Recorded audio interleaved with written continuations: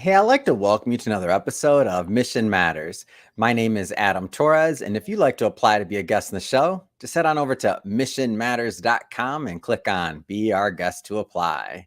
All right, so today's guest is Ken Lundin, and he's founder and president over at RevHeat. Ken, welcome to the show. Awesome, Adam. I'm super fired up. This is going to be a good one. Oh man, so AI enabling sales environments. First off, two of my favorite topics in a long time. We're combining them. AI, I'm fascinated by it, and who isn't right now? And then sales, come on, man. Like that's my bread and butter. That's where I was born out of, with sales. So excited to get into this. But before we get into it, Ken, we'll start this episode the way that we start them all, with what we like to call our Mission Matters Minute. So Ken, at Mission Matters, our aim and our goal is to amplify stories for entrepreneurs, executives, and experts. That's our mission. Ken, what mission matters to you? Thanks, Adam. At RevHeat, our mission is to empower organizations to actually reach the potential that they've set out for. We've all heard the story of the great technology that never quite got to market, or the great product or service that just couldn't find an audience. So we don't want any of those things to die in that great world of entrepreneurial spirit. We want to make sure that all those can get out there. So we do that by enabling sales teams and organizations to be more effective at communicating their message and putting their products and services out into the market to grow their impact. It's awesome, Ken. Well, great having you on. And I guess just to dive right in, I see the word founder. Were you an entrepreneur type growing up, or like where'd the entrepreneurship side of things come for you? Well, let's just put it this way. When I was a kid, we moved every 2.5 years. And so I think you either have to be an entrepreneur or a seller. And I happened to end up being both. My dad was retired from the Air Force as a lieutenant colonel. And so we lived in great places, like outside of Rapid City, South Dakota. And sounds lovely. For all Vandenberg Air Force Base. So that's where it came from, I think. I think it came from that natural knack to have to kind of, I got to meet new friends. I got to meet new people, and I got to be open to new ideas every couple of years. What was one of those early businesses? Give me an early one, man. I want an early one. Oh, well, I had the newspaper route, which I would tell you. Oh, you did a newspaper route? I'm so jealous of everybody that did a newspaper route. I feel like that's what I missed out on in life. Go ahead. I'm just always jealous about it. I had baseball cards. I had some candy, some other things like that, but I never got the newspaper route. Well, here's the scam on the newspaper route. So I said I had the newspaper route, and you would think that's a business. Well, at least that's the way they sold it to you when you were 12 and you were riding your BMX bike around at 5 a.m. and getting yelled at because when you threw the paper, it actually hit someone's flower pot or their planter instead of their actual front porch. So that was probably the first one, but it did teach me you got to get up, and it did teach me that you got to go to work. Yeah, I just always like the Warren Buffetts and all the others where they're like, oh, well, the newspaper route of this, that. I'm like, man, I never got to do that one. Well, whatever. So progressing a little bit, like when did you know that entrepreneurship, like when did you know that was going to be for you? Like, because obviously when we're young, we're doing things where, you know, as you said, making friends, you're moving around. But like, when did you know where you're like, man, you know what? I think I'm going to pretty much be an entrepreneur in this life. I think I probably had a similar path to what many people go through. So I was working for somebody else.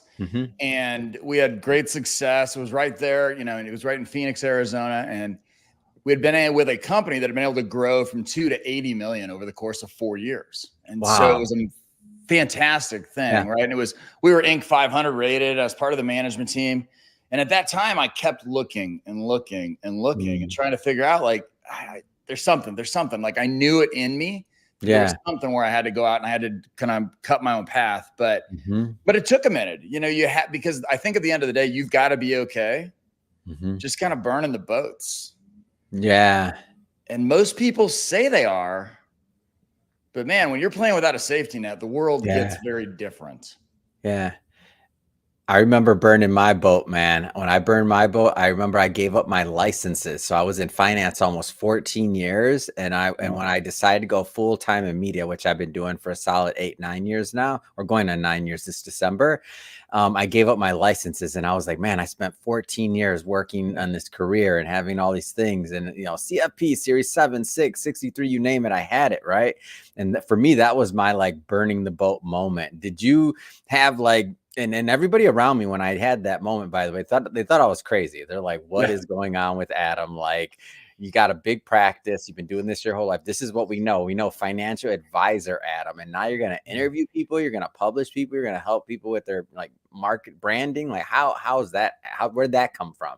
What was your scariest thing though? What was the one thing that terrified you in that move? I know you went and did it. But everything. Oh, everything, man. I'm an accidental entrepreneur. For me, the challenge of this, or the interesting part about it, was that, or Mission Matters in general, which was then called another name, which was Money Matters, because again, I was a financial advisor. Yeah. It was making the decision of both of them were going pretty well.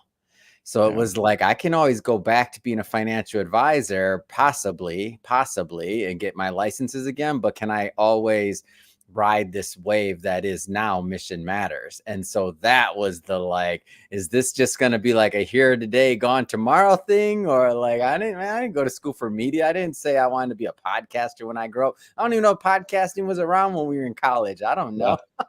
What for you, your burning the boat moment, like what was that like? Or like, what was even the support system around you like? Because people thought I was crazy. Like what was your experience? Yeah, I was a little insane. So that company I told you about that went, 2 to 80 million, 4 years. They had a bunch of locations across the United States. It was a franchisor manufacturer. And so I bought their only other corporate location in Atlanta, Georgia, where I live today. And the burning the boat moment, which upon reflection is very obvious, but at the time I was like, I don't know what's the problem with this. I like where this is going already. Yeah, I mean, I took debt from the CEO of that company. He said he'd finance it. Little did I know he was in the middle of doing a massive private equity deal. That's why he wanted out of that location. But the burning moment was there was, so you take on the debt, and then I moved out here, and Adam, it's one of the top reasons businesses fail. It's because I only had 3 months of liquidity. Oh, wow.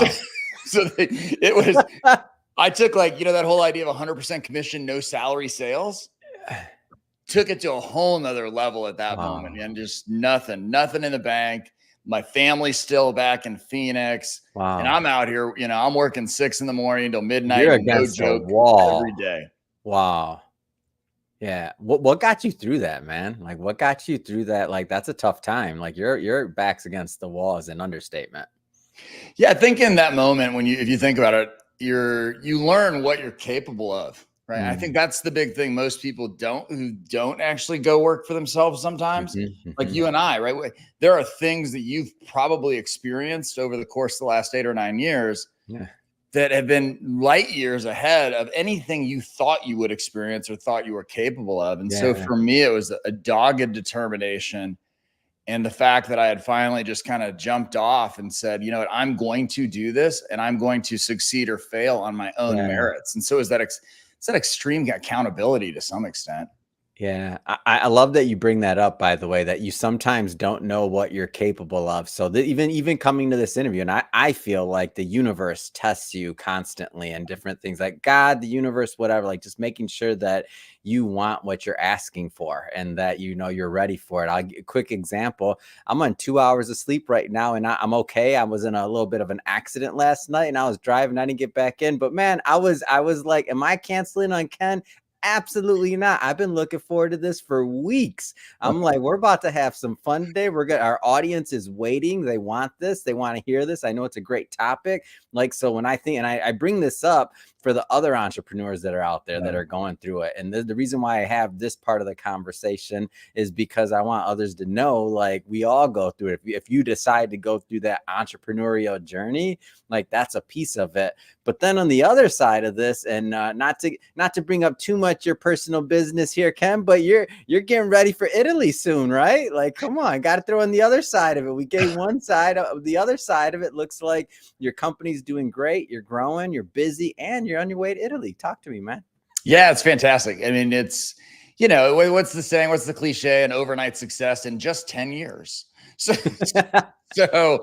it's the grind, man. Like the things that you're doing right now that you said, I think one of the biggest differences, are you willing to do the things others aren't willing to do in order to have the life others won't have? Yeah. And what that means, though, in many cases, man, the sacrifices that you make on the front end of that thing are massive.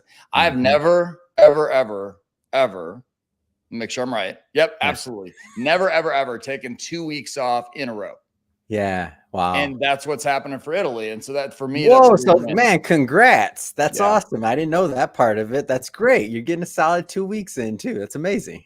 Yeah, yeah, we're not hurrying. So yeah, I mean, like you said, your things are great, and I think what Yeah. I love what you said: 2 hours of sleep, you're up, you're on 17 cups of espresso, which is perfect. But I think what you're saying is you're willing to do the stuff others aren't, Yeah. because it would have been super easy for you to Mhm. be like, "Hey, Ken, how about 3 weeks from now?" Yeah, And yeah, I yeah. wouldn't have given you grief, No, no, no. but You're like, that's you're not in how an you accident, roll. dude. It's fine. Yeah. RevHeat. Let's get back to this. So RevHeat, where did you come up with that idea? Like, tell me about the birth of RevHeat. Yeah, I'd spent a few years. So like my story is I'm a mutt. Like I've been in 7 industries in my career, Yeah. and which basically makes me 100% unemployable according to the way people hire today. Yes. Right. Because everybody wants specialty, like whatever. So I've been a mutt. And so the last 2 companies I worked at were a SaaS company and a fintech company. Mm. And I just saw some things and saw some challenges from ownership and other things where the politics and the internal things can get in the way. And Mm. so what I wanted to do, rather than kind of hitching my boat to one thing, is I said, you know what? I know something about sales.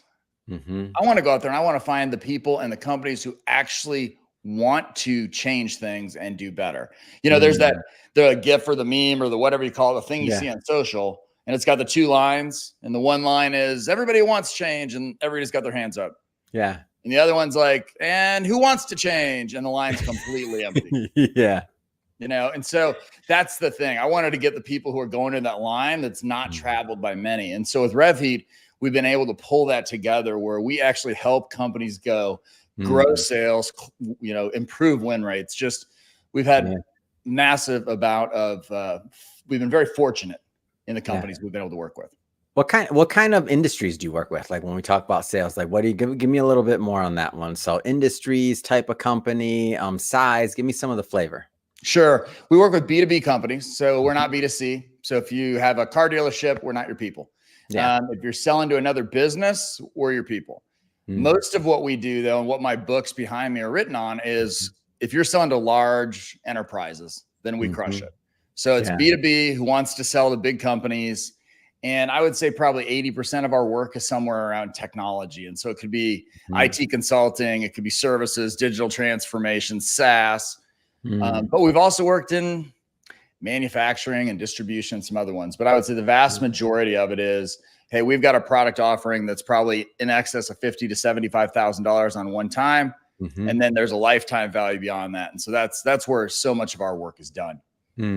Now, where does the how do you see the advent and all this introduction to AI? Like, what's that doing to the sales environment? Because you've been, even before we've been having this as a conversation, just AI in general. I mean, you've been in the field, like you've been in the trenches, you've been doing other things. So, as you mentioned, so how does this like play into the mix?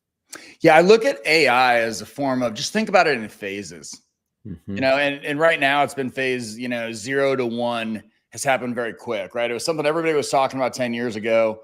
And then all of a sudden in the last 6 or 9 months, like you have it on your desktop. Yeah, it's kind of crazy. So yeah, and it's in the and how fast it's improving. And so I really look at this in 3 phases. I think today we're in the reluctant buyer and seller phase. And that's because, you look at this, you've got a seller and they're doing their thing. They're probably not successful because, quite frankly, our research says 50% of sellers don't have the skills to be successful. And 75% of sellers missed quota the first half of this year. So there's some truth to that, but they don't want to change anything. But at the same time, they're feeling like they're forced into it. And then you have the buyer, and the buyer's really kind of getting paranoid. Like, am I talking to a human? And I'm that buyer, by the way, for sure. I'm paranoid. I'm like, it's all good. Well, but think about it this way. Can you imagine a world, though, where sales teams no longer relied on instinct, where because of AI-driven insights, they could predict buyer behavior with unbelievable accuracy? Yeah. Then we're talking you. a sales revolution. Yeah. It's like it knows you. Like off of all the pattern, all the learning otherwise. That becomes interesting though, right? Like how do you see that like unfolding for your field? Like I think it becomes interesting. Yeah, I think it'll be super fast. So I think you'll continue to see reluctance through the end of this year. I think in next year, what you'll tend to see is you'll start to see more and more people get on it. Yeah. Because what's happening though is that you're finding that everybody says, like NVIDIA, if you watch stocks at all, which you probably still do, NVIDIA, you know, oh, they've got the backbone of AI. Their stocks can be worth $73 trillion. So you see all that stuff coming, but what you don't see is the following, which I see from an insider's look from our client. Yeah, they're talking about AI, but companies still don't know what to do with it, how to put it into play, or how to tie it to their strategic objectives. And so we're already in budgeting for next year, and I think that'll remain true. You'll see budgets go up, but I think it'll be 2026 when you'll really start to see this. But there's some cool stuff we're already doing, trying to get where we can take an AI Ken, stick it in a Slack instance, and you can actually get on-demand coaching that's 95% in alignment with what you would have got from me live. So there's some really cool stuff you can do. Yeah. So talk to me about how you mentioned you've been able to help many companies with this, and like you've been able to help them improve their sales environments and their sales. Like, talk to me about what that looks like or how that can happen. And you don't have to say the name of the company, but if you want to name drop, you're welcome to. I mean, but just talk to me about what that looks like. Well, I won't name drop big, but I'll set the stage, please. Because the belief that we have is that while products and services may be different from company to company, the path to sales growth is not. Right? It is a process and a system that you can do. And so with that, we've worked with companies that are, well-backed, well-funded VC-based companies, all the way through and up to Samsung. And in all cases, you find that there's some things that are happening. And so we've been very fortunate to work with a lot of these companies and help them do a few things. One of them is we typically see them triple their win rates on new logo, and that helps. Everybody says, I want more new business, and they all go, I want leads. No, what you need to do is be more effective.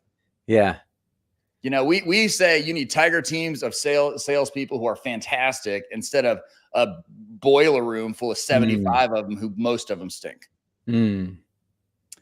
So, from a standpoint of RevHeat, that's who we work with, the types of companies we work with. And, we'll do everything from when you stand about what it looks like. Yeah. It's everything from the way we do it. I should back up. The way we do it is we actually go in and do an audit. We're very much like a doctor. It's a consultative approach then. Yes. Yeah. Here's the problem.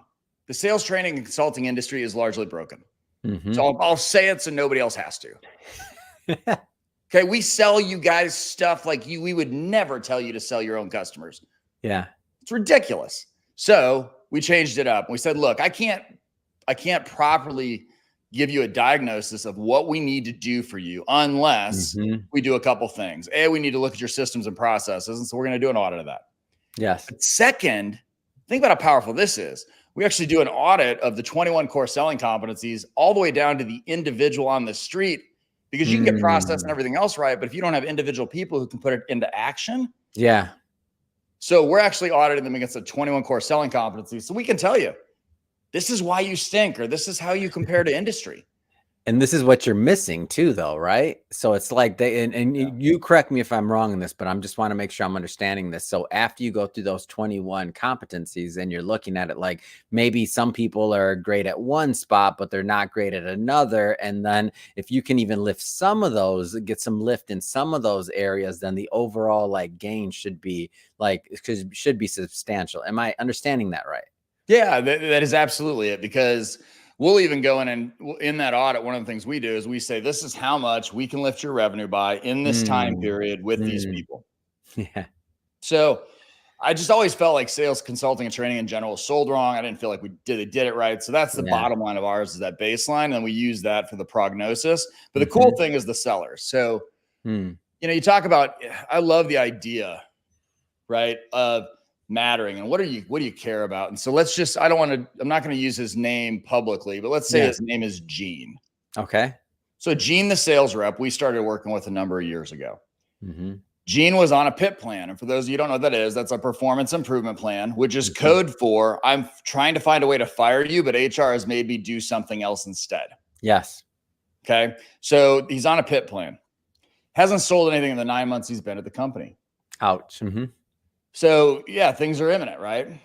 So we start working with him, and here's what happens. He sells $2.5 million in the next 6 months. Come on. $4.5 million in the next 12. And then in 2 years later, he sells 21.5 million. He's the #1 seller in the world for his company. Most companies can't. There are so many companies out there that can't fathom selling 21 million themselves, and we were able to help get one seller. But the reason I get up in the morning, is because he was able to put his kids in the school district. He and his spouse were able to make choices about who works, who doesn't, who has assignments. He was able to actually get up and improve the quality of his life and his family's life. Wow. And so that's, when you talk about, hey, what do you guys do? Well, we do all this other stuff, and we have a process for it that's rock solid. Yeah. But it's that kind of thing that it just still gives me goosebumps to this day, is the impact on the individual. Because that's real life too. For those that are out there that have, companies that listen to a program like this and they hear this and they're wondering, like, is it possible for my people? Like, does this matter to me? I guess what I'd have to ask you, Ken, is who is this right for? Like, what are the types of organizations that you feel get the most benefit out of working with your team? I would say it's easy to say from a certain part of it. So it's B2B, enterprise sales, things that are going longer. That's the obvious. That's the simple stuff. But who's right for it? You got to be willing to actually put some skin in the game and change. And so I don't care if you're sales leadership, you're a CEO, you have to be okay understanding that one thing is critical above it all. If it's not important to you, it's not important to them. And so if you just throw money at us and you don't do the thing that allows them to understand that you're in with them, that you're in with your team, that you think it's important, we'll come in and we'll make an impact, but it'll be small. But if you want to have an impact like we had on Big Nerd Ranch, where we took them from 2.5-year revenue slide down to 10 million, they were maxed out on credit cards, had to miss a management payroll, to adding 4.5 million in 6 months, 12.2 million in 18 months, and then getting to 60 million from 10 in 5 years. Dang. Then you got to lean in. And so if you're somebody who wants to lean in and is willing to do that, just don't even wait for me to stop talking. Just go to our website. Let's chat. Yeah. It's amazing. How do you, so you mentioned the consultative approach, like take me through a little bit more of that user journey. So you start with the audit, then what happens next? Like talk to me about implementation a little bit. And I know that's going to be different per company, per size, I get all of that, but give me some general like things to work with. You bet. The sales alpha, what we call it is the sales alpha roadmap process. And so the sales alpha roadmap is this. We start with the audit of the baseline. That then leads us into our revenue prescription program, which then says, based upon the analysis that we've done, here are the things that you need to fix first. Right. So we have it's very different from what companies are used to, because it's a very clear, like, okay, here's what we're going to go attack. Yeah. And then we say, okay, now that you've got this plan, do you want to work with us? We give our clients, our clients who are working with us, multiple outs. Like if there's a point where they feel like they can do it without us, or they just need strategic advice, we're cool with that. But if they need full implementation help, what it's typically going to end up being from there is it's going to be some form of coaching. It's going to be some form of training and group training. It's going to be some sort of help from a sales hiring perspective, which why in the world does everybody ignore sales hiring? I don't like, it's the highest turnover industry in the world with 30%. The average tenure is under 18 months. And that's the 50% who can't sell. Anyway, got me on a soapbox. So, but we go through it. We can fix any of those types of processes because we have a full go-to-market focus. So as an example, I have CMOs who work for me. So we can even come in, and we've got one company as an example that does fantastic technology. And we're in there actually putting in the full go-to-market. So my CMO is in acting as a fractional CMO, and I'm in there acting as a fractional head of sales. Yeah. It's great. Well, Ken, man, first off, this has been a lot of fun having you on the show and just getting more into RevHeat, getting more into like the growth of the company, where it started. You even as an entrepreneur, like it's great, man. I'm still jealous you had the paper route, but it's all good. I'll get over it. And congrats again on the Italy. And like, I mean, you've been working hard. I'm happy to hear that you're doing a solid vacation. You deserve it, man. But that being said, for those that are listening or watching this, RevHeat, you mentioned go to the website, learn more. How do people follow this? Like, give me some more. Awesome. Great. Well, first, so I wrote a book's called Strategic Selling Unleashed. And if you'll go to the website, drivingtraction.com, I'll let you have a free copy of it. It's $30, I think, on Kindle, but you come there, you'll get a free copy. That's a great way for you to kind of just engage and see what our methodology is all about. But other than that, we're up on all the social channels, and I would say definitely follow us. And I'm going to put a special shout out to some of my peeps. Yeah. If you're somebody like Gene who wants to change your life, the way that you go to market, you want to have a personal and professional life that's worthy of what you want it to be. We're launching a new service in the first quarter, and a newsletter is coming with it called Sales Fit. What we're doing is combining the idea of saying that you can not only be successful in your professional disciplines, but also in your personal life. And that will allow you to achieve more. It's kind of the idea of healthier, wealthier, and unstoppable. So certainly follow us for that, but come download the book. I promise you, whether you never talk to us again, there are goodies in this thing that'll help you sell more. Amazing, Ken. Well, again, thank you for that. And to the audience, thank you for tuning in. If this is, we're going to put all the links to the sites that Ken mentioned in the show notes. So you can just click on them and head right on over. And speaking of the audience, if this is your first time with Mission Matters and you haven't hit the subscribe or follow button yet, we welcome you to do so. This is a daily show. Each and every day, we're bringing you new content, new ideas, and hopefully new inspiration to help you along the way in your journey as well. So again, hit that subscribe or follow button. And Ken, man, enjoy the vacay. And again, congrats on the success, the growth of the company. And again, thank you so much for coming on. It's awesome. We'll see you guys soon.